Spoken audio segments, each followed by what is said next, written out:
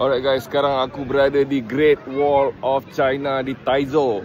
Satu benda yang unik pasal tempat ni, teknologi yang dibuat pada beribu-ribu tahun yang lalu untuk membina Great Wall of China di Taizhou ni, inilah yang digunakan seterusnya di tempat-tempat lain ya, seperti yang di Beijing yang besar-besar tu.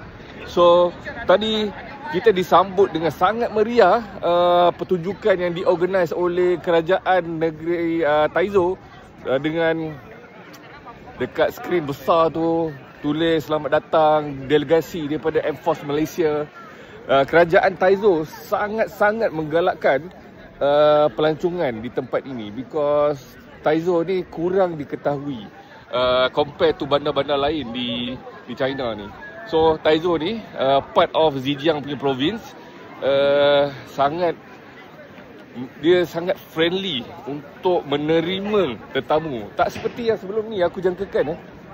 Kita orang tadi, nanti aku tunjuk dekat dalam apps merah kalau korang nak tengok